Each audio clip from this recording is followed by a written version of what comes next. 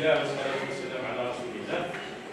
دونك أولا نرحب بالسيدة نائبة مدير الجامعة المكلفة بالعلاقات الخارجية والسيدة مديرة العلاقات الخارجية في جامعتنا. الهدف تاع الزيارة هذه هو طبعا التكلم على أمور تخص مباشرة les différents genres ou les différentes catégories des projets qui rentrent dans le cadre du grand programme Erasmus+. Donc, comme vous le savez, surtout les enseignants sont bien connaisseurs de ce grand programme, c'est-à-dire les doctorants ne sont pas au courant. Donc, c'est des programmes de recherche, de coopération entre différents pays de la rive sud et de la rive nord. Donc, Madame la vice-recteur et Madame la directrice donc, vont avoir l'occasion de nous parler des différentes catégories des Erasmus+, et quelles sont donc les chances d'y participer et d'avoir donc la possibilité d'avoir des acceptations concernant donc, les projets qu'on dépose. Ça, c'est le premier volet de cette conférence. Le deuxième volet va concerner donc quels sont les partenaires potentiels et quelles sont les conventions actuelles qui sont valables entre l'Université de Constantina et les différentes universités donc, de la rive nord de l'Europe, donc principalement. Madame la vice-recteur, elle vient de dire aussi qu'il y aura une autre rencontre au mois de novembre pour parler donc peut-être des démarches à faire et des success stories dans ce domaine où il y aura donc des invités qui ont eu donc des projets dans ce domaine. Donc, on leur souhaite vous inviter les bienvenus et on leur laisse donc la parole pour la présentation. Madame, vous pouvez dire un peu. Bonjour à tous. نشكر عميد الكلية وبدأ كل الحضور. Alors l'objectif de cette séance, donc on d'habitude c'est une séance globale, mais au niveau du 500, on invite toutes les facultés. Donc on a préféré faire ça par faculté pour attirer le plus de monde, pour sensibiliser le plus de monde.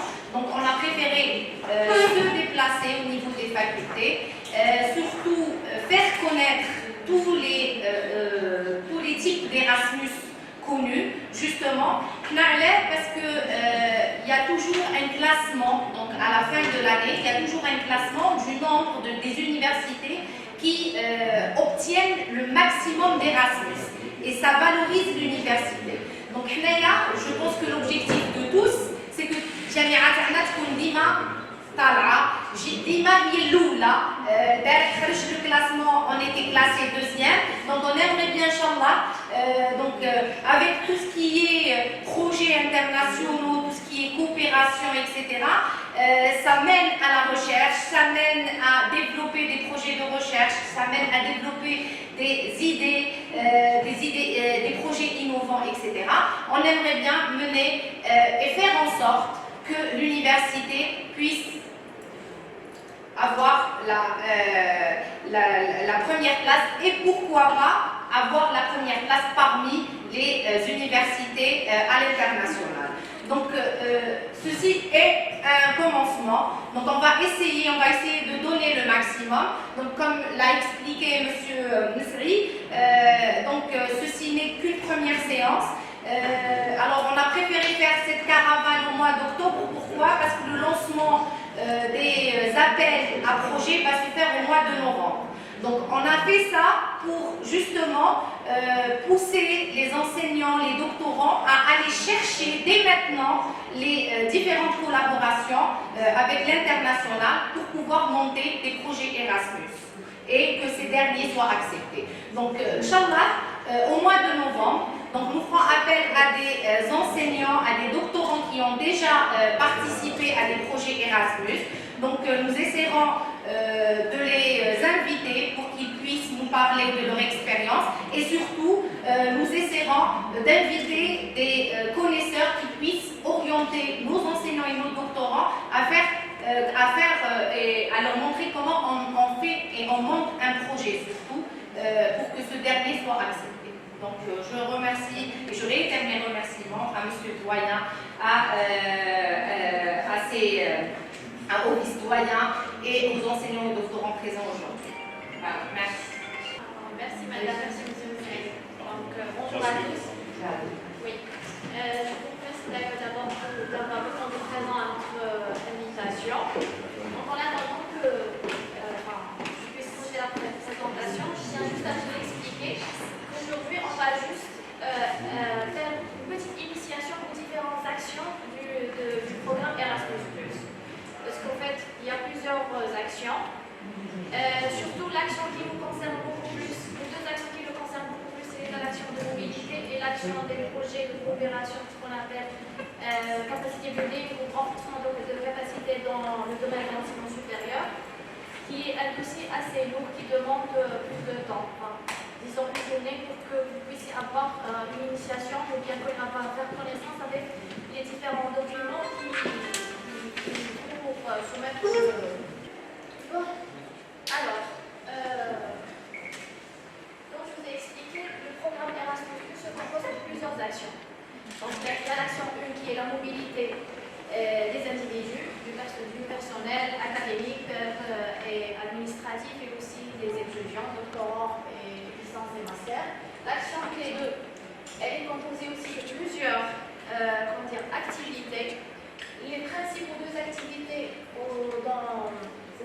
qui nous intéressent, qui impliquent les établissements d'enseignement supérieur, c'est l'activité partenariat de coopération et partenariat d'excellence. On va voir après les deux activités qui sont concernées par ces deux types de projets. L'action clé 3, pratiquement, c'est la réforme des politiques publiques. Cela concerne beaucoup plus les hautes instances de l'État. Et la dernière action qui est les activités de journée. La création de modules, chefs et centres d'excellence, ainsi que réseau.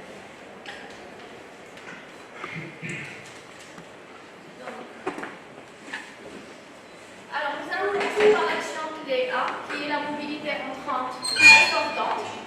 Donc, ce type de projet, l'Algérie ne peut pas être coordinatrice du projet. Donc, il faut un pays de l'État membre, un pays associé au projet Erasmus, au programme Erasmus, tel que la Turquie, la Norvège, Liechtenstein, etc. Donc, pour cela, il faut qu'on puisse avoir un partenaire dans l'un de ces États-là et qui initie un projet, la coordination du projet. Ce type de projet, il n'est pas soumis à la Commission européenne directement, mais aux agences nationales qui existent au sein des différents États membres.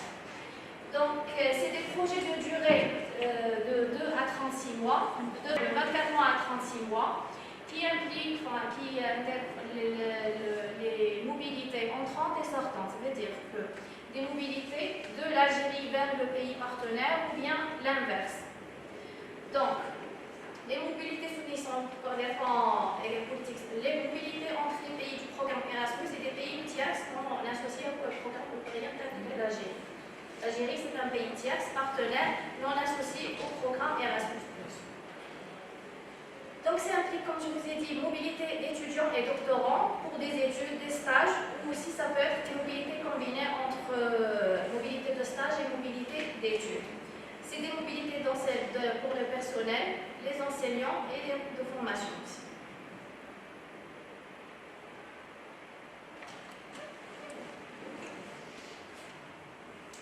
Alors l'objectif de ces projets de mobilité, les ICA pour rappel, c'est soutenir l'internationalisation des établissements d'enseignement supérieur, promouvoir la coopération avec les pays partenaires en lien avec la politique extérieure, développer un réseau, découvrir des techniques et outils formés chez le partenaire. Cette action doit conduire à la réalisation d'un projet de mobilité cohérent avec la stratégie internationale. Cela concerne le pays coordinateur. Donc, bien sûr, pour candidater, il faut que le pays dispose de ce qu'on appelle une charte Erasmus+. Donc, l'État, enfin le pays dont vous allez être, l'établissement que vous allez contacter, ou l'établissement partenaire doit disposer d'une charte qui s'appelle la charte Erasmus.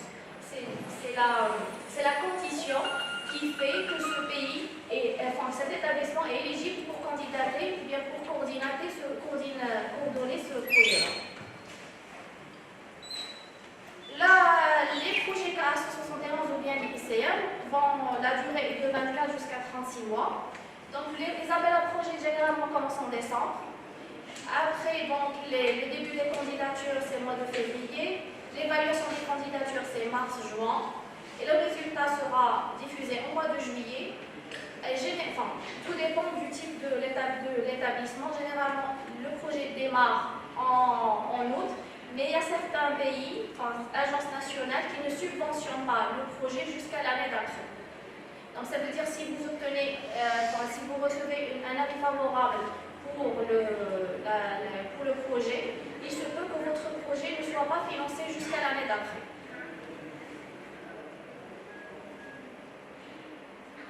Alors, les mobilités qui sont financées dans le cadre des ICM, comme je vous ai dit tout à l'heure, c'est des mobilités d'études pour les étudiants en licence ou en master.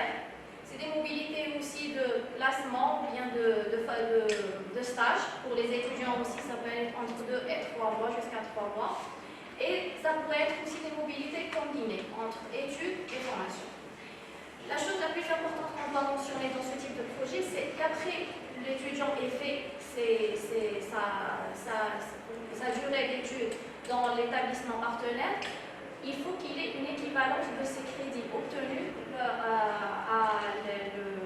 dans l'établissement d'accueil. Ça veut dire qu'avant d'envoyer l'étudiant, il faut bien se renseigner sur les modules, les enseignements qui seront enseignés à l'établissement d'accueil.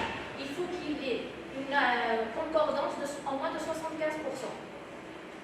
Parce qu'après, l'étudiant n'a pas le droit parce que d'après la charte, l'étudiant en reprenant ses études à l'université d'origine, il ne peut pas faire un autre examen ou bien d'autres modules, voilà, un examen de rattrapage pour qu'il y ait l'équivalence.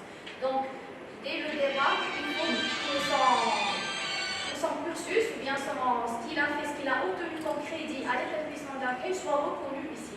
Donc, il faut que, par exemple, la faculté fasse un PV d'équivalence avec un jury pour retransmettre ce qu'il a obtenu à ce qui existe ici. Et même aussi pour les stages. Mais généralement, nous, quand il s'agit d'étudiants, on préfère envoyer des étudiants en fin de cycle, par exemple en M2, à la fin de pour la préparation de son master pour une durée de 3 mois pour un stage, par exemple. Parce qu'après, il y a certains établissements aussi que même le M2, il y a des crédits qu'il doit faire en plus de son mémoire. Donc, ça serait bien aussi. Bon, ce qu'il va étudier là-bas, ça sera un plus pour lui, mais aussi de passer mon mémoire qui sera ici reconnu, sans aucun. Alors ça, c'était pour les actions l'action 1 qui est l'action mobilité mobilité du personnel et des étudiants. Donc la deuxième action, c'est l'action des capacity building in higher education. Les projets de renforcement de capacité dans le domaine de l'enseignement supérieur. Alors, ça rentre dans le cadre de la clé 2, c'est la coopération et organisation des institutions, renforcement des capacités. Le but de ce type de projet est de se concentrer sur les besoins des pays tiers non associés au programme Erasmus+, comme l'Algérie, cibler les priorités des pays tiers non associés au programme et les faire correspondre aux priorités de l'Union européenne pour ces pays, maximiser les avantages pour les pays non tiers non associés au programme. Alors, les objectifs sont représentés par exemple par l'impact sociétal pour que ce projet ait un impact sur la société. L'objectif aussi est la modernisation des établissements d'enseignement supérieur et du système d'enseignement, la coopération régionale et aussi nationale, la gouvernance, l'innovation et l'accessibilité parce qu'il soutient l'enseignement inclusif. Alors, pour ce type de projet, il y a plusieurs régions. La région de l'Algérie fait partie de la région de la sud de la Méditerranée. Et après, on va voir qu'il y a des priorités. Il faut que ces priorités-là font partie de ces régions-là. Donc, c'est la région numéro 3. Les priorités thématiques. Donc, on a le greening, le pacte vert.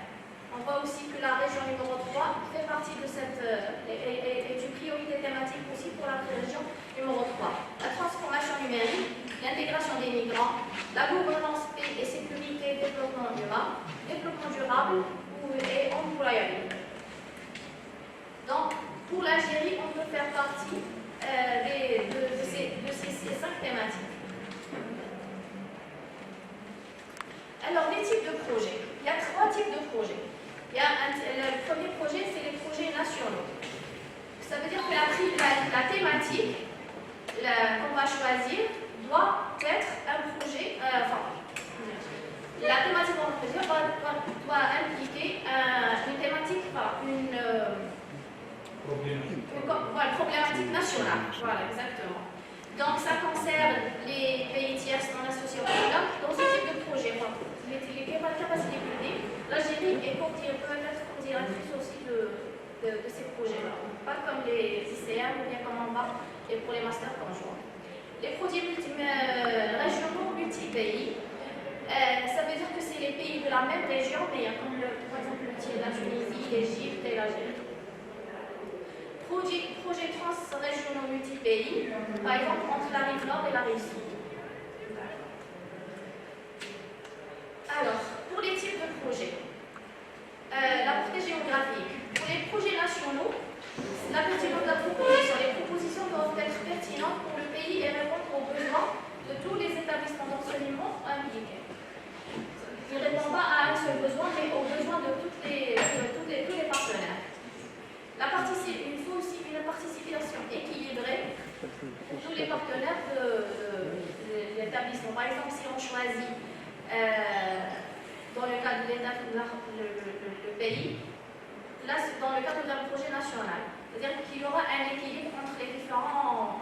par exemple, si on choisit 5 régions, plutôt 5 wilayas, 5 établissements de différents wilayas, il faut aussi équilibrer avec la participation étrangère, parce que les pays d'État membres, parce qu'elle est essentielle pour l'éligibilité du projet. Un projet multi-pays, là, bien sûr, la proposition doit être pertinente pour tous les États, ou bien tous les établissements qui vont participer à ce pays, à ce projet-là. Donc là, les critères d'éligibilité. Alors, pour les projets nationaux, on a un pays tierce participant, par exemple, qui ne fait pas partie des États membres ou qui n'est pas associé au programme Erasmus+. Donc, il nous faut un pays éligible et au moins deux établissements d'enseignement supérieur de ce pays-là. Plus 2 pays de l'État membre avec au moins un établissement de chaque pays. Donc, on peut choisir par exemple l'Algérie avec 2 établissements, disons Constantine 1 et Constantine 3, avec 2 pays, la France ou l'Espagne, avec un établissement de chacun de ces pays. Ça, c'est au minimum. Pour les multi-pays, donc c'est bien sûr la même chose. Un établissement des pays non associés au programme, pays tiers, pays partenaires. Alors, il nous faut au moins 2 pays de la même région. Par exemple, l'Algérie et la Tunisie, avec 2 établissements de chaque pays, plus au moins 2 pays des États membres, avec un établissement pour chaque pays.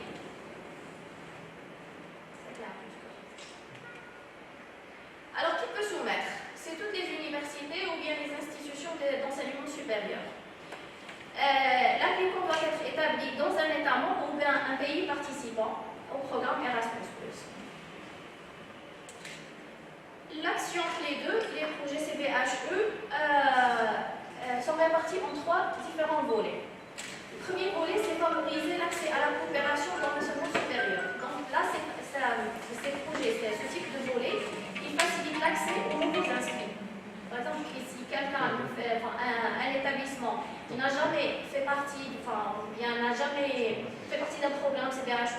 un programme Erasmus+, les conditions d'accès sont plus ou moins assez, on ne va pas dire faciles, mais assez modérées par rapport aux autres volets. Donc, les groupes cibles, c'est les établissements d'enseignement supérieur des pays les moins avancés. Ils sont situés dans les régions éloignées. Nouveaux arrivants moins expérimentés et les individus avec moins d'opportunités. Les activités regroupent améliorer la capacité et la gestion administrative, assurer une éducation de qualité et pertinente, accroître l'accessibilité des étudiants du personnel avec moins d'opportunités. C'est les régions qui sont... Ça concerne beaucoup plus l'inclusion ou bien l'éducation inclusive. Ces projets-là sont financés, la durée est de 24 à 36 mois et le financement peut varier entre 200 000 € jusqu'à 400 000 €. Bien sûr, pas pour tout le consortium. Les objectifs, c'est moderniser la gouvernance universitaire, par exemple, y compris les services particuliers au profit des étudiants, orientation, etc.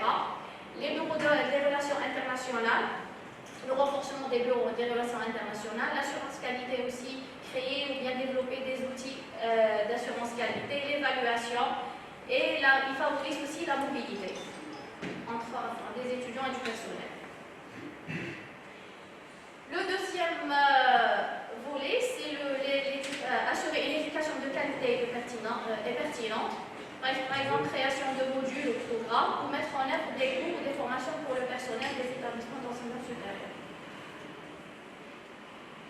La troisième activité, accroître l'accessibilité des personnes ayant moins d'opportunités, développer un programme d'apprentissage à distance et inclusif pour les étudiants vulnérables en s'appuyant sur la technologie digitale et le e-learning, mise à jour des technologies digitales pour offrir des services spécifiques aux étudiants en situation de handicap, garantissant des opportunités d'apprentissage équitables.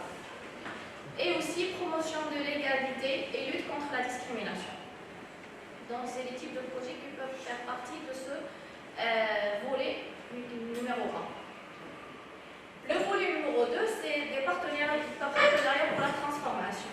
Le groupe cible, bien sûr, c'est c'est les établissements d'enseignement supérieur, les acteurs locaux liés à l'industrie, parce qu'en fait, dans ce type actuellement, ce nouveau programme Erasmus qui concerne aussi les CBHE, il favorise l'inclusion du secteur socio-économique et de tout ce qui est entreprise et société dans les différents projets. Donc, les organismes responsables de l'enseignement supérieur au niveau local et national. Les activités peuvent être l'innovation dans l'enseignement supérieur, la promotion des réformes dans l'enseignement supérieur. C'est aussi des projets qui durent entre 24 et 36 mois, allant de 400 000 € jusqu'à 800 000 €. Pour l'innovation dans l'enseignement supérieur, ça pourrait être une conception d'un curriculum innovant et l'introduction d'éléments innovants dans le curriculum déjà existant. Mise en œuvre de méthodes d'apprentissage d'enseignement innovants. Création d'un engagement actif avec le secteur socio-économique par la mise en place de programmes et d'activités de formation continue avec et au sein des entreprises. L'activité numéro 2, qui est promouvoir les réformes dans les établissements d'enseignement supérieur. Alors, il y a les réformes institutionnelles, nouveaux systèmes et structures de gouvernance et de gestion, et développement de l'état d'esprit, par exemple, d'entrepreneuriat et amélioration des compétences au sein des institutions. Donc, ça, c'était le volet 2. Passons au volet 3, qui est projet de réforme structurelle. Alors, dans ce type de projet, il est nécessaire d'impliquer la tutelle ou bien les ministères. Comme c'est structurel, donc ça implique des réformes et l'implication du ministère est primordiale. Donc, les autorités nationales compétentes dans les pays entiers, secteur enseignement supérieur. Alors, les activités, c'est l'élaboration de politiques d'international, le dépôt de politique, l'internationalisation et les réformes de type Bologne, enquête sur les études. Les projets, la durée des projets est de 36 à 48 mois et le budget pourrait être de 800 000 jusqu'à 1 million d'euros.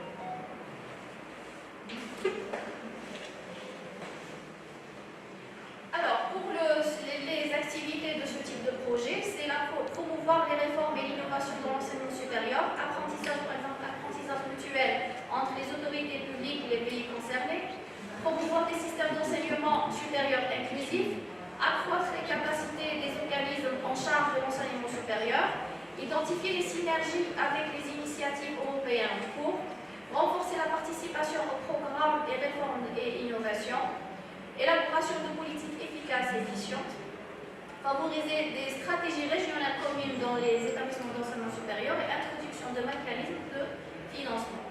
Donc, les projets du volet 3 nécessitent l'implication des autorités locales, notamment les ministères. Donc, comme partenaire, il faut impliquer, comme je vous ai expliqué, c'est un projet national de type volet 3. Donc, en plus des deux pays, des deux établissements des deux établissements du pays, il faut impliquer aussi le ministère. Parce que sinon, dans ce cas-là, le projet ne sera pas éligible. Alors, comment soumettre? Il y a le portail, ce qu'on appelle Funding Opportunity Tender. C'est le site officiel, la plateforme officielle où il faut soumissionner tous ce type de projet. Les propositions doivent être créées, soumises par une personne de contact de l'organisation coordinatrice. Donc il faut une personne, finalement c'est le LIR de l'université, qui doit soumettre cette proposition. Et le LIR, il existe, il y a une seule personne qui peut le faire, c'est au niveau du inspecteur des relations internationales. Les appels à propositions seront lancés à partir du mois de novembre 2024 et la clôture des soumissions de l'appel à proposition sera en février 2025. Donc ça, c'était les projets de capacité building. Il y a une autre activité qui fait aussi de l'action clé 2.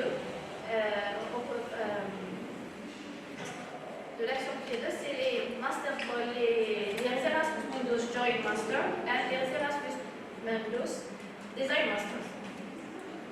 Donc, ils font partie aussi de la clé 2 qui est coopération entre organisations et institutions, le volet partenariat d'excellence. Alors, avant, dans l'ancien Erasmus, c'était les Erasmus Mundus Joint Master Degree. Maintenant, ils l'ont partagé en deux.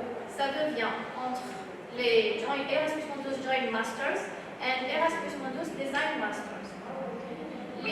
Ça concerne les étudiants. Enfin, dans ce type de projet, ça pourrait être, ils peuvent offrir des bourses comme ils peuvent ne pas le faire. Tout dépend de ce cas. Ça dépend. Parfois, le projet est accepté, mais après la finalisation du financement, les Erasmus, le master, peut continuer, mais c'est l'étudiant qui doit se financer pour participer à ce genre de master. C'est des programmes de master d'un cycle complet de 120, 90 et 60 crédits.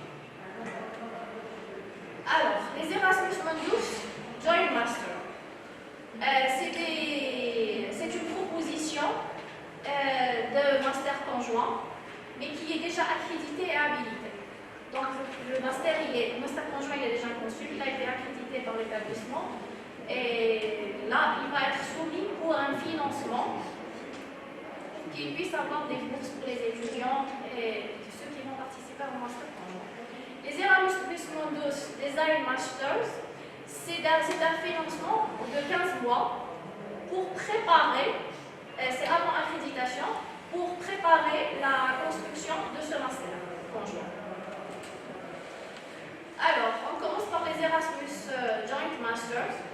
C'est une opportunité pour les établissements d'enseignement supérieur parce que ça valorise la visibilité dans un programme international d'excellence. C'est un programme d'excellence. C'est une coopération universitaire structurée et durable dans le monde. Programme de financement européen simplifié et attractif. Les Erasmus Mundus Joint Masters est un programme d'études entièrement intégré, conçu conjointement et avec des procédures de mise en œuvre communes, comme par exemple sélection conjointe, service commun, gestion administrative et financement conjoint. C'est-à-dire que chacun des partenaires aura un financement pour gérer ce master. Le programme d'études du master est d'une durée d'un an à 2 ans, sachant qu'il y a, je crois, normalement 4 différents appels. Donc pour chaque année, il y a un appel pour la participation au master. C'est un programme d'excellence ouvert à tous les étudiants. Alors, pour développer ce partenariat, il nous faut au moins 3 établissements d'enseignement supérieur de 3 différents pays, dont au moins doivent être des pays programmes. Et la coordination se fera par les pays programmes. Donc ça veut dire qu'on peut être que partenaire dans ce type de projet. Les exigences. La contribution des universitaires conférenciers invités aux activités d'enseignement et de formation. Les établissements d'enseignement partenaires dans ce projet, chacun devra présenter un programme d'études. Parce qu'au fait, après, les étudiants vont se déplacer d'un pays partenaire à un autre pour compléter les 120 crédits, ou bien les 60 crédits, ou bien le master. Délivrance d'un diplôme conjoint ou de diplôme multiple. Le diplôme qui sera délivré, c'est soit qui sera fait conjointement par les différents partenaires, ou bien il y aura un diplôme délivré par chaque établissement. Au stade de la candidature, les propositions du Joint Master doivent présenter des programmes d'études conjoints pleinement développés, prêts à fonctionner et à être avancés dans le monde entier. Pour les masters conjoints, ce n'est pas uniquement les étudiants de ces établissements partenaires qui vont bénéficier de cette formation-là, mais les étudiants du monde entier. Il y aura un appel à proposition, un appel à candidature, et tous les étudiants du monde entier peuvent candidater pour ce type de projet. Et c'est des bourses d'excellence, donc uniquement ceux qui sont, voilà, avec voilà. Alors, les critères d'éligibilité. Ils sont assez ouverts à toutes les organisations publiques, privées et pays des programmes, des pays programmes et pays partenaires. Les candidatures vont être soumises par tous les établissements d'enseignement supérieur du pays programme ou les pays partenaires éligibles. Il faut aussi qu'ils aient une charte Erasmus qui est valide, le pays qui va candidater. Et aussi, le master doit être accrédité et habilité. Donc le consortium, le minimum du consortium, c'est 3 pays d'enseignement supérieur, 3 différents pays, dont au moins doivent être des pays programmes. Et optionnel, on peut aussi associer des partenaires des autres États ou bien partenaires dans l'académie. Par exemple, des associations ou bien des ONG ou des associations. Les masters conjoints sont pour tous les étudiants du monde entier. Les étudiants participants doivent être titulaires déjà d'un diplôme de licence. Mais au fait, le truc c'est qu'il peut avoir par exemple une licence en langue française ou bien en droit, et il peut postuler pour un master conjoint par exemple qui concerne les relations internationales, ou bien ça pourrait ne pas être la même spécialité. Les meilleurs peuvent bénéficier d'une bourse en fonction du nombre de bourses qui sont offertes, disponibles. Donc généralement, ce master, Joint Master, c'est un master qui est déjà accrédité. Il va être soumis pour recevoir du financement pour financer des bourses d'études pour les étudiants. Après la fin du financement, les établissements partenaires peuvent choisir entre que les étudiants s'autofinancent pour faire ce master ou bien offrir eux-mêmes des bourses pour les étudiants. Alors, après les Erasmus Design Master, si votre master n'est pas encore prêt, n'est pas encore accrédité, la Commission européenne pourrait financer la préparation de ce master-là. Le financement pourrait être de 55 000 € pour une durée de 15 mois. À la fin de ce financement, ces établissements-là peuvent candidater pour qu'ils aient un autre financement dans le cadre du Joint Master. Donc, Donc, c'est des bourses de courte durée qui supportent les institutions. Enfin, l'objectif est le même. Design Master ou Joint Master, c'est le même. Ce qui change, c'est que le premier, il est déjà finalisé. Le deuxième, il est en cours de préparation. La mise en place. Donc, au moins 3 établissements, les conditions d'éligibilité sont les mêmes. La durée du projet est de 15 mois. La subvention est de 55 000 €. Et c'est une subvention forfaitaire. Donc, il n'y a pas, par exemple, pour Joint Master, tout dépend du nombre de bourses que les partenaires vont offrir. Donc, le financement dépendra du nombre de bourses, ou bien du nombre d'activités plutôt. Par contre, pour les Design Masters, c'est un budget, c'est un financement forfaitaire qui atteint les 55 000 €. Alors, l'action numéro 3, plutôt l'action numéro clé, c'est les activités de jour-monnaie. Les activités de jour-monnaie sont faites pour stimuler l'enseignement et la recherche sur l'Union européenne. Les actions de jour-monnaie menées dans le cadre d'Erasmus+ visent à soutenir l'enseignement, l'apprentissage, la recherche et les débats sur différents aspects de l'Union européenne. Cette activité-là, la thématique devrait impliquer une priorité relative à l'Union européenne. Par exemple, si on choisit de faire un module, il faut que ce module-là qui sera enseigné sera en relation avec l'Union européenne. Je ne sais pas moi, par exemple la transition énergétique à l'Union européenne. C'est des thématiques, la thématique devra toujours impliquer une priorité chez l'Union européenne. Donc, jour-monnaie regroupe 3 activités. La première activité, c'est les modules. Le candidat doit être, bien sûr, un établissement d'enseignement supérieur dans n'importe quel pays dans le monde. La durée est de 3 ans. La subvention est 300 000 €. Le module, c'est quoi? C'est un programme ou un flux d'enseignement de courte durée dans le domaine des études de l'Union européenne, dans un établissement d'enseignement supérieur, axé sur une discipline particulière ou une approche multidisciplinaire et présentant l'un des éléments suivants: des cours généraux d'introduction aux questions relatives à l'Union européenne, un enseignement spécialisé sur le développement de l'Union européenne, ou bien des cours d'été, des cours intensifs qui sont pleinement reconnus. Donc ça, c'est la première activité. La deuxième activité, c'est la création d'une chaire. La chaire aussi, la durée de la chaire est de 3 ans et doit comprendre au moins 90 heures d'enseignement par année universitaire. La subvention maximale est de 50 000 €. L'objectif est d'approfondir l'enseignement sur les études européennes figurant au programme officiel d'un établissement supérieur, dispenser un enseignement approfondi sur les questions européennes touchant des domaines de plus en plus recherchés sur le marché du travail. Les chaires jour-monnaie sont également encouragées à offrir des ressources éducatives libres et à prévoir des activités d'éducation ouvertes afin de rendre l'apprentissage plus souple et plus accessible. L'action numéro 3, qui est la création d'un centre d'excellence.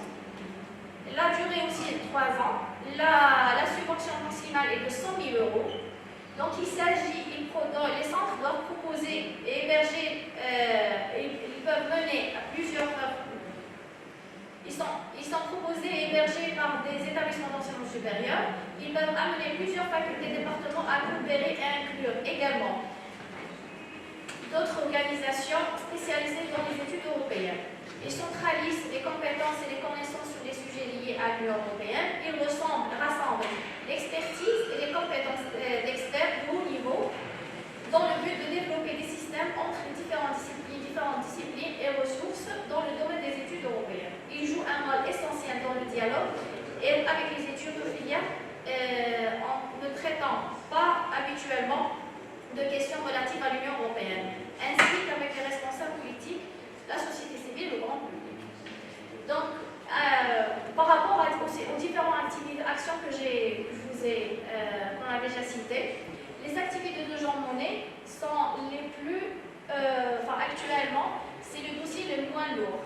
Et ils commencent, ici, dans la région de la Méditerranée, c'est les plus financés actuellement par rapport au projet CBHE.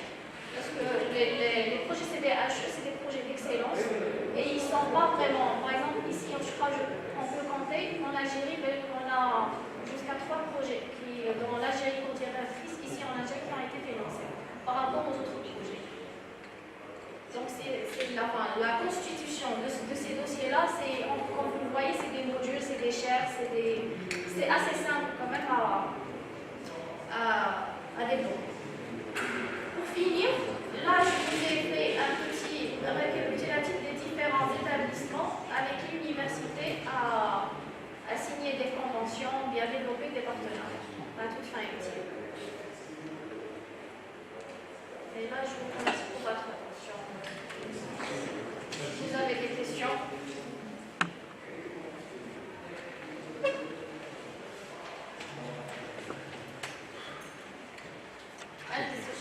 Sur cette diapo-là, donc c'est les universités ou les pays qui sont pas. En fait, sur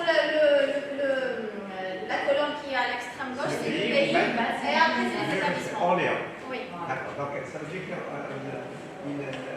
l'université d'Orléans, elle est partenaire dans Erasmus ou dans beaucoup de Non, elle est partenaire avec l'université de Constantine. Donc à partir de toute cette liste, c'est les universités avec lesquelles on a signé des conventions. Donc et à partir de là, donc les enseignants, les doctorants peuvent contacter ces universités pour pouvoir élaborer soit des projets Erasmus, soit les haïtiens, soit les CBHE, etc. Ça, je suis là. Hado, parce qu'il y avait des universités avant, je pense. Enfin, c'est des conventions aussi qui ont été qui ont expiré. Donc ça, c'est la mise à jour qu'on a pu établir cette année. Mais ça ne veut pas dire qu'on ne peut pas faire un programme, un projet Erasmus dans lequel il n'y a pas cette université. Non, c'est pas une condition. Parce que le plus difficile dans l'établissement de ce genre de projet, c'est de trouver le partenaire. Oui, exactement. Et pour la recherche, moi je connais le plus grand problème, c'est le domaine d'intérêt. C'est que moi je suis intéressé par telle thématique. C'est ça. C'est Il correspond à leur prise. c'est la plus grande difficulté. Donc, la question est-ce qu'il n'y a pas une possibilité de faire une cellule? Je ne sais pas, est-ce qu'au niveau de l'université, au niveau du ministère, qui peuvent rapprocher un petit peu les potentiels partenaires. C'est pas, par exemple, l'environnement ou là, qu'est-ce qu'il y a dans l'environnement? Quelles sont les universités qui travaillent sur l'environnement? sur l'environnement. En fait, oui, la cellule, elle est en cours de création. Justement, l'objectif, c'est-à-dire au niveau du vice-rectorat des relations extérieures, c'est de travailler par thématique. C'est-à-dire on va prendre chaque université, ce qu'elle a comme spécialité, et faire en quelque sorte un consortium ou orienter l'enseignant ou l'étudiant vers cette université qui a telle ou telle thématique. Donc on va justement travailler sur cette idée où on va aller cibler par thématique et de spécialité surtout. Et c'est-à-dire les partenaires, c'est-à-dire vous pouvez ramener n'importe quel partenaire avec lequel on n'a pas de convention. Mais nous, le but de divulguer, on va dire, de divulguer cette information, justement, c'est pour aider l'enseignant, au lieu d'aller s'éparpiller et de perdre son temps à aller vers des universités avec lesquelles on n'a pas de convention. Donc, on est en train de l'orienter. Donc, vous pouvez aller vers telle ou telle université. On a déjà des conventions. Donc, pour lui faciliter en quelque sorte la ça va dans le sens plutôt beaucoup plus pour le montage de formation, de master ou là. Par contre, pour la recherche, c'est autre chose. C'est plus compliqué. C'est un autre volet.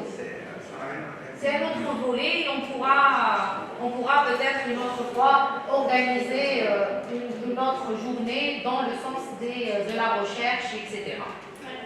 une petite enfin, pour vous rappeler quelque chose, que pour les projets capacity building, la recherche n'est pas éligible. C'est pas des projets de recherche. Oui. Oui. D'enseignement, par exemple, exactement. Actuellement, l'Université Constantine 1, donc je préfère juste mettre un petit rappel, juste parce qu'on en reparlera lors de la séance en novembre, la conférence. Actuellement, cette année, nous avons intégré un projet CBHE. Donc, nous essayons, on a été en retard, l'université l'a intégré en retard, donc une année après son lancement, et nous essayons de rattraper le temps et de ne pas perdre justement ce projet CBHE parce que c'est très difficile d'obtenir un projet CBHE au niveau international. Voilà. Donc, l'université compte un projet CBHE et nous aimerons bien. En fait, c'est le domaine du renforcement, le domaine de notre CBHE. Si tu peux revenir en arrière, c'est le volet numéro 2. Voilà. C'est des partenariats pour la transformation. Mais la thématique, tu peux revenir La thématique, c'est encore en arrière. C'est gouvernance, paix, sécurité et développement humain. Les conventions qui étaient avec l'Université Constantine devaient si ce n'était pas dans l'axe de la recherche, c'est pédagogie. les conventions.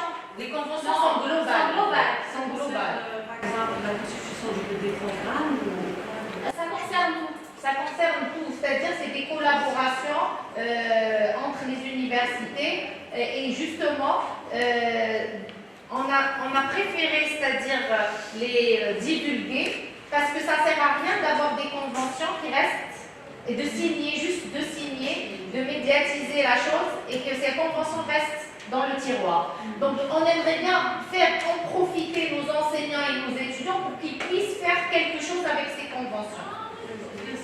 Donc je donne l'exemple, nous avons, si tu peux revenir, même s'il te plaît, vers la fin, vers les conventions.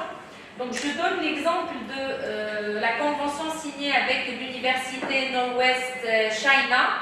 Donc nous allons recevoir le 16 octobre 2 enseignants de cette université avec le vice-recteur et justement dans le but d'échanger et d'essayer de trouver la possibilité de pouvoir créer des projets, etc., avec nos enseignants selon les spécialités, etc.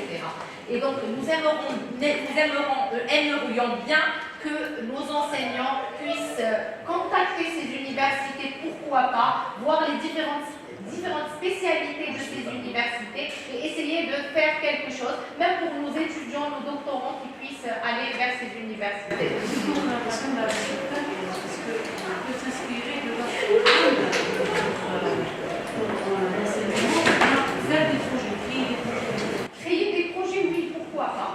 Oui, pourquoi pas. Non, donc, comme Imen l'a dit tout à l'heure, par rapport au programme, par rapport aux étudiants, surtout les Master 2, donc il faudrait que ce soit un programme aussi qui soit reconnu ici. Donc ça ne sert à rien que l'étudiant aille ailleurs pour faire quelques modules et avoir des crédits, et ces crédits ne sont pas validés ici. Donc on risque de bloquer cet étudiant.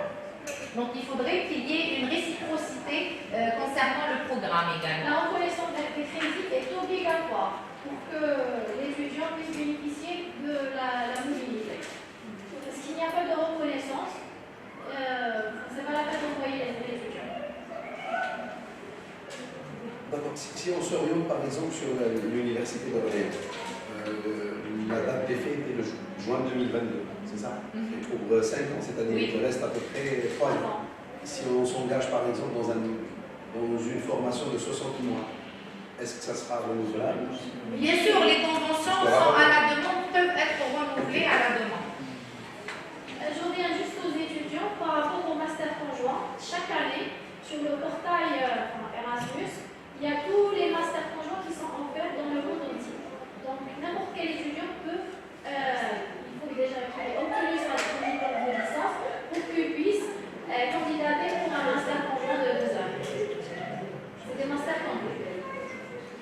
Dans les masters conjoints, l'étudiant il part pour 2 ans. 2 ans. En France, je sais qu'en France, par exemple, les Français, ils partent 2 ans dans 4 pays différents. Oui, un Un semestre en semestre fait. par Oui, un Est-ce semestre que dans c'est chaque possible pour nos étudiants? Exactement, parce que vous expliquez que les masters conjoints sont ouverts aux étudiants du monde entier, pas uniquement ceux qui sont partenaires. Est-ce qu'il y a une liste où les étudiants peuvent voir quels sont les On masters? va la diffuser l'année passée, on a diffusé toute la liste des masters conjoints qui a été proposée sur le site de l'université et sur la page Facebook. Ça, c'est intéressant pour les étudiants. Nous pourrions en parler aussi lors de la journée en novembre et montrer comment ils peuvent accéder à cette liste, etc. Alors, j'ajoute en plus de ces conventions, nous avons la convention Avec l'université Mana Tunis qui va être signée et aussi avec l'université Carthage également qui va être signée. Nous avons eu l'acceptation et ça va être signé incessamment. donc, oui, la Tunisie, surtout l'université Mana, elle compte parmi les plus grandes universités qui sont reconnues côté ranking, etc. C'est juste à côté. Oui, tout à fait. Ça va servir pour le montage des projets. Là, on a besoin de 2 pays. Sur la Justement, ce CBHE qu'on vient de rejoindre, que l'université Constantine I vient de rejoindre, donc on est partenaire et on est co-porteur du projet avec l'université El Mana et l'université Sousse. C'est son ici. Voilà. Et l'université Sousse également. On est co-porteur avec ces 2 universités. De l'autre côté, c'est qui? Alors, nous avons 2 universités libanaises, je pense à Antony et Antony Antony et- l'université de Liban. voilà. Ils sont membres. Ils sont membres, oui. Oui. Et nous avons l'université. Ils alors. Anna? Oui, Ils alors. oui, Soubine à l'Europe. Non, Si. c'est des pays partenaires. L'Europe, le porteur, c'est Marseille. Ah, voilà. Le Non, porteur, ils sont co-porteurs. co-porteur. Ils peuvent être coordinateurs, même ils ne font pas partie des pays programmes. D'accord? Mais chez Même un pays les partenaire peut coordonner un projet CBHE. Et nous avons quelle autre université? Nous avons l'Italie L'Italie, l'Espagne. et l'Espagne. L'Italie et l'Espagne. Voilà. C'est un projet Voilà. C'est un projet transrégional. Concernant les capacités building, c'est très intéressant. Le porteur, c'est l'université. C'est représenté par le vice-rectorat. Et je propose, parce que les domaines sont multiples. Le vice-rectorat, le rectorat, pourquoi ils ne font pas une récolte des idées auprès des facultés, des départements, des chercheurs, des laboratoires, pour fonder de nouveaux projets pour l'université, au bénéfice de l'université. Pourquoi pas? C'est-à-dire on est ouvert à toute proposition parce que c'est-à-dire on veut améliorer et on veut. Parce que comme les étudiants en fait quand ils viennent à ça, ils خرجوا les livrables qui vont rester donc, pour le bénéfice de l'université. Par contre, le CBHE est un peu lourd. Parce que ça nécessite, c'est-à-dire une rédaction et ça prend du temps. Bon, avant c'était 150 pages, je pense que maintenant ils ont diminué À 70 ou à 75. Voilà. Mais je crois que Oui, oui, 70 Pardon, bonjour. Dans votre exposition, tout à l'heure, vous avez cité 2 objectifs visés. En fait, les changements structurels et les changements institutionnels. Est-ce que ces 2 changements, j'aimerais bien avoir des précisions, quelle est la différence entre structurel et institutionnel, vous devez exhiber, en tant est-ce qu'ils ont une influence sur les programmes et les conditions d'éligibilité? Alors, pour les projets structurels, ça pourrait par exemple qui concerne uniquement l'université, la création d'un service ou bien quelque chose qui sera bénéfique pour l'université, pour la gouvernance de l'université, qui améliorera la gouvernance par exemple de l'université. Les projets institutionnels, c'est des projets dont les ministères doivent être impliqués parce que ça va impliquer un changement institutionnel qui devrait venir de la tutelle. Donc vous allez toucher par-dessus la législation en vigueur. Exactement. C'est une réforme de la législation. Oui, vous l'avez cité tout à l'heure. J'ai répondu à la question. Oui, ça y est, c'est bon. Est-ce qu'il y a d'autres questions? Pour les budgets que vous avez mentionnés, Oui. pour ce qui est par exemple du montage de formation à 15 mois, ça veut dire c'est 15 mois, et c'est 50 000 euros. Donc ce budget-là, c'est pour le montage lui-même. C'est pour le montage. C'est pour la mobilité entre les différents acteurs qui font. Par exemple, exactement. D'accord. Et on a remarqué qu'il n'y a pas de budget pour les équipes. En fait, Je parle beaucoup plus, que ce soit pour le montage de formation ou là pour le projet de recherche. Pour les projets de recherche, ce que j'ai vu, d'abord pour le budget, c'est un budget pour la thématique. C'est pas pour le projet lui-même. Par exemple, sur 200 000 à. c'est pour le projet C'est pour en le lui-même. projet. C'est pour Après, il y un a- seul projet peut bénéficier de 200 000 jusqu'à. Exactement. D'accord. Donc, je ne pas. Et donc, cette enveloppe-là, si je regarde, c'est une enveloppe qui est relativement élevée. Conséquente.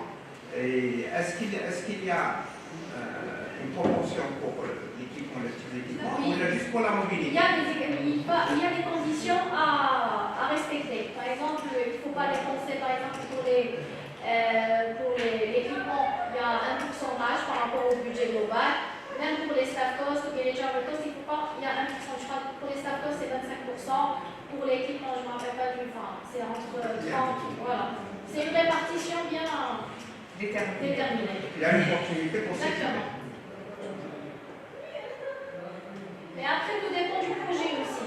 Et l'objectif Et du l'objectif projet. du projet. Si ça nécessite l'achat d'un équipement, il faut qu'il y ait l'achat d'équipement. Sinon, on peut s'en passer. Et l'entente entre les différentes parties, Voilà. qui est difficile parce qu'il faut au moins 3 partenaires. Oui. Au moins. Au moins 3 partenaires. C'est pas évident de trouver la thématique l'emploi. Après, pour le budget, c'est pas évident. Et après, bon, 400 000 euros quand même, si vous avez même, je sais pas moi, plus de... C'est quand même... C'est pas assez signifiant comme ça pourrait... Le fait 400 000 euros, ça pourrait être... Enfin, si on le répartit entre 7 ou 8 partenaires, ça fait environ 70 000 euros par partenaire, et donc c'est pas un budget assez conséquent. Et encore, généralement l'Europe, elle prend plus que... On ne partage pas à part égale. En Donc, fait, ils prennent plus.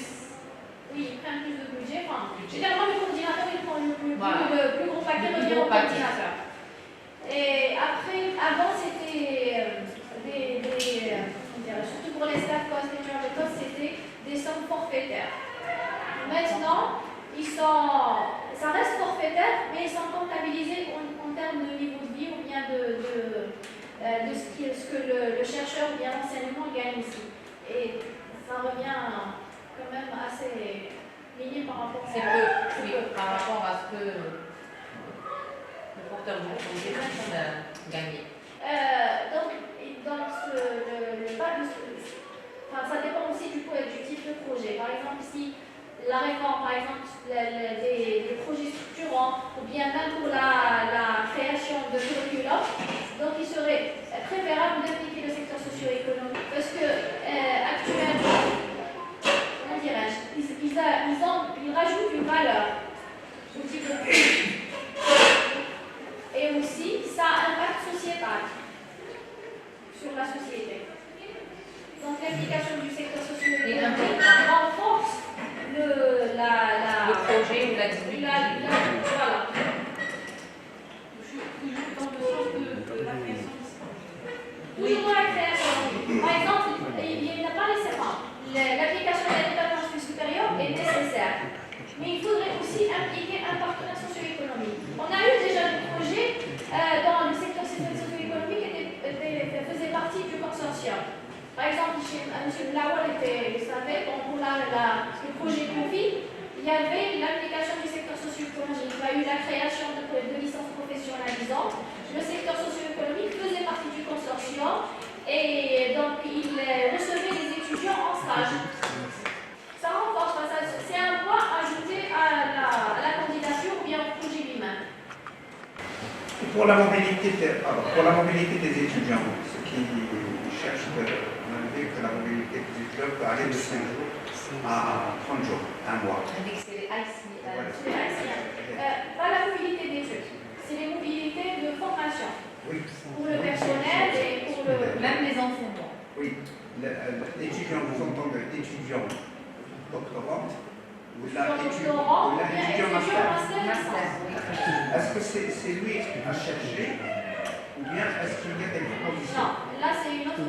Là, il faut qu'il. Parce que les projets c'est haïtien. Il ne peut pas participer à tous les projets haïtiens qui existent dans le pays, par exemple. Il faut que l'université soit partenaire dans ce projet-là. Bien sûr. D'accord. Donc ça dépend. Les projets haïtiens, certains établissements préfèrent sélectionner certaines thématiques. Par exemple, les sciences et technologies, l'informatique, il y a certaines thématiques bien précises. Il y en a d'autres qui sont ouverts à toutes les spécialités. Nous, les appels à propositions, on les diffuse généralement sur le site. Bien si c'est le cas où bien c'est des thématiques très précises ou bien spécialisées, on contacte directement le doyen ou bien le chef de département pour sélectionner les études. C'est difficile, mais c'est pas impossible. Oui. Il faut surtout chercher le bon partenaire et la bonne thématique. Mais ce qui est le plus facile, c'est d'aller vers un ICM. Voilà, c'est l'échange de mobilité. Donc là, c'est le plus facile. Mais on encourage aussi les CBH. Pratiquement, peut-être des difficultés aussi. Je pense qu'il faut chercher le bon partenaire et surtout la bonne thématique qui puisse attirer l'attention et qui fasse partie des points où cités plus précédemment. En fait, il faut juste, pour créer un projet en 2 mois, c'est pratiquement difficile. Mais si un projet, il faut que le projet mature. Donc, ça vient avec le temps. Par exemple, ça peut prendre jusqu'à 1 année pour bien rédiger ce projet-là. Et C'est les après, CBH. vous peaufinez même à la fin.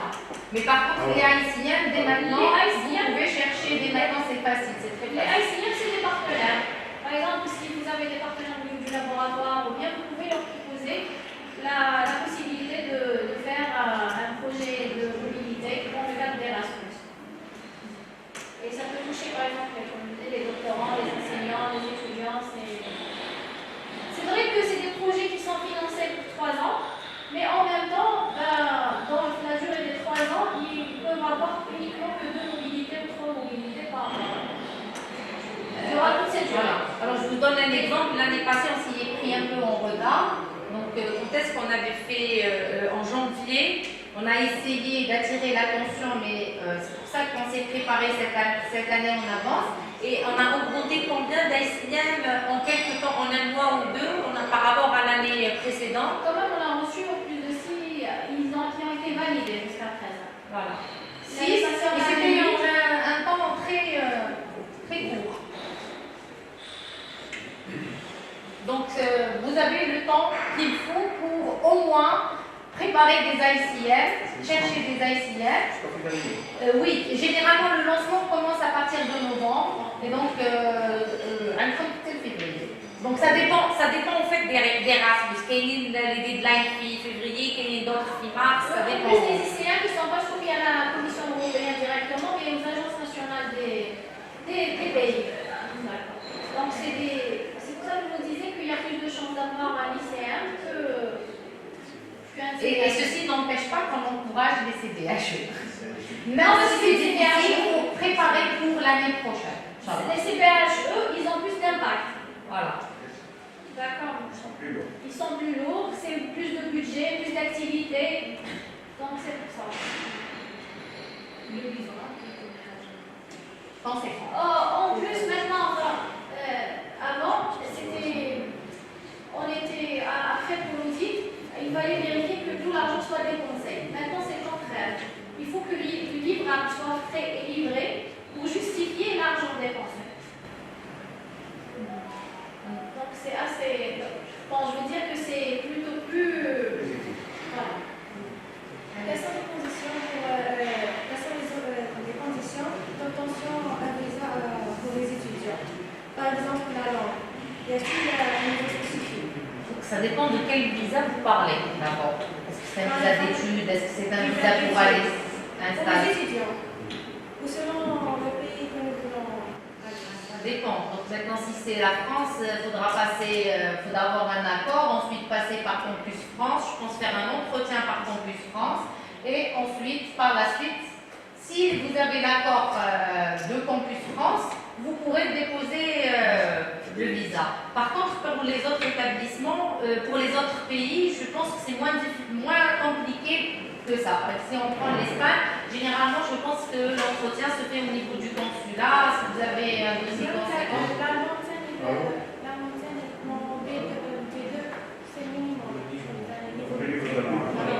Oui, et c'est pour ça que j'ai donné l'exemple de Campus France parce que c'est pour la langue, voilà. Donc ça dépend de quel pays. Ici, c'est ICM.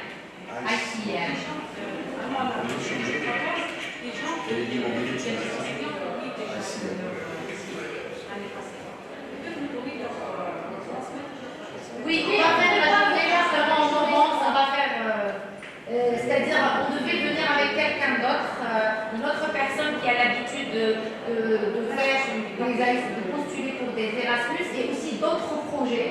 Et on a préféré le laisser pour la journée de novembre, Inch'Allah. Il y aura d'autres personnes qui vont intervenir pour donner leur expérience et pourquoi pas faire une autre journée de montage de projet, etc. Voilà. On va l'organiser pour le faire ça ensemble. Ce sera une journée pour toutes les familles. Et on compte pour vous pour assister. Le montage, c'est un canevas C'est un canevas. Oui, c'est un canevas. C'est un canevas. J'aimerais bien dire une formation à l'école emploi. Oui, ça, on prévoit. On va programmer ce genre de... Inch'Allah. Oui, justement. La validation du pacte c'est pas quel qui fait la validation? C'est la Commission européenne. Généralement, le projet, il est introduit sur... on l'introduit sur la plateforme. En fait, il y a des critères d'évaluation. La pertinence du projet, par exemple, il y a beaucoup de... Je n'ai pas mis dans la présentation parce que ça va faire un peu de... Mais la prochaine fois, on fera aussi on discutera des critères d'évaluation. Parce qu'en fait, c'est des notations pour chaque critère.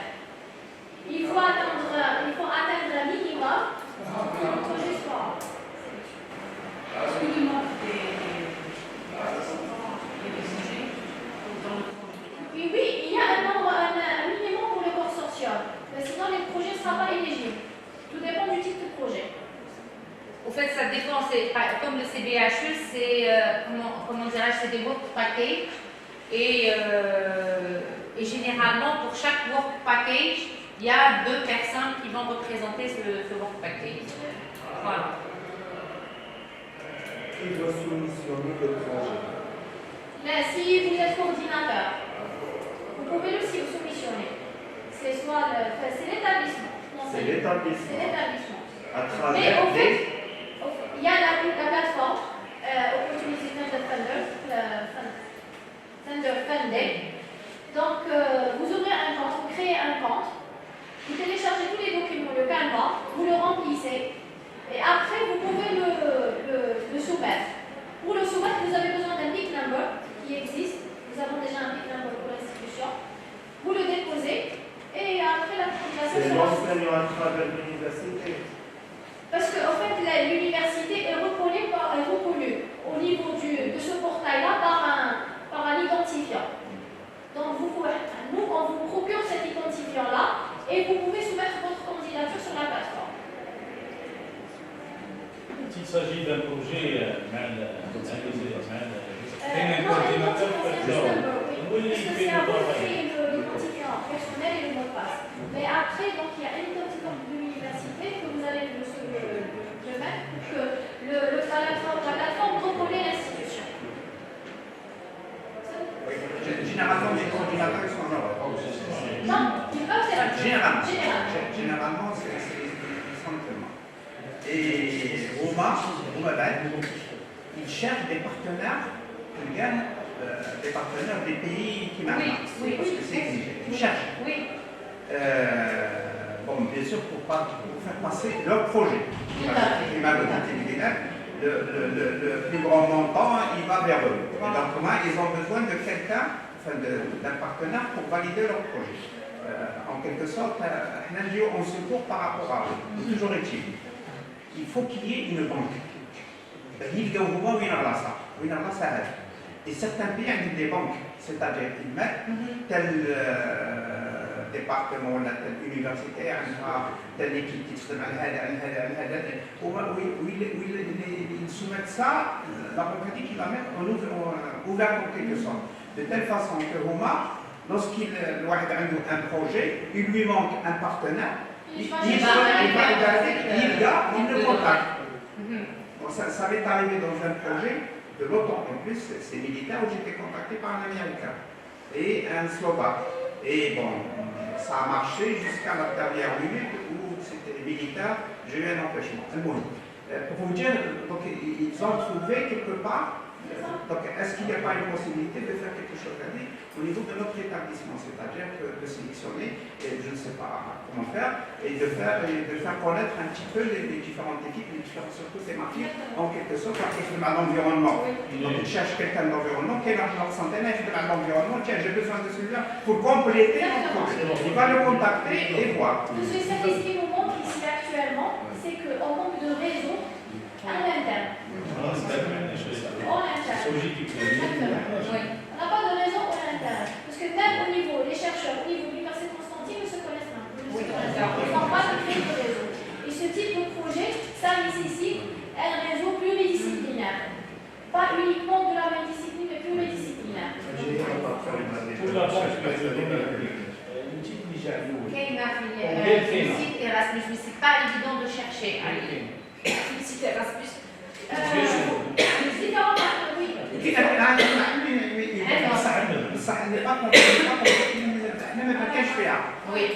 n'y a pas une possibilité de rentrer. Vous discutez ça, peut-être qu'on pourra rajouter. Voilà, par exemple, si on peut se faire rajouter les. D'après ce que j'ai compris, c'est des projets purement pédagogiques. Pas uniquement pédagogique, mais ça peut concerner plusieurs volets. Par exemple, c'est la gouvernance, c'est la pédagogie, oui. Ou est-ce qu'il peut être, je pense, c'est pas la recherche. Ah, vous parlez de la mobilité. Non, la mobilité, oui, c'est comment pédagogie. Justement, c'est pas des projets de recherche ou là. C'est ma équipe, c'est beaucoup plus. Là, ce qui nous intéresse, c'est le programme. C'est des autres. Mais on peut parler, par exemple, si on va prendre un petit aspect de la recherche, on peut parler d'apprendre une technique. Exactement. Ça peut aider un outil, une technique, ça peut aider dans la recherche. Il peut aider dans la recherche. Un échange de bonnes pratiques, par exemple. Voilà. Technologie, tout à fait. C'est-à-dire on peut contourner quelque part, pas faire des analyses, mais on peut contourner quelque part l'Erasmus de façon à apprendre une technologie.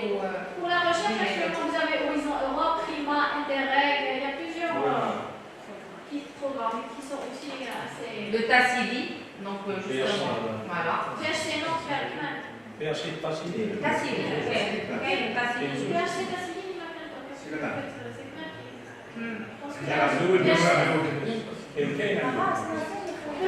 Tassili cette année. Cette année, c'est le PHC, oui. Il y a un des programmes qui a été fait. C'est le CNEP, je pense. Ça fait plus des doctorants, c'est bien, c'est un projet qui. Il est intéressant. L'inconvénient du Tassili, c'est qu'on exige un doctorant en première année en plus. Donc cette année, on a été en retard, on n'a pas eu de doctorat, donc on a été bloqué par rapport à ça. Donc, merci encore une fois, à la prochaine, Inch'Allah. Et les portes du vice-rectorat restent toujours ouvertes s'il y a quoi que ce soit. De toutes les façons, l'objectif, c'est d'aider l'université à toujours être. Grâce à nos enseignants.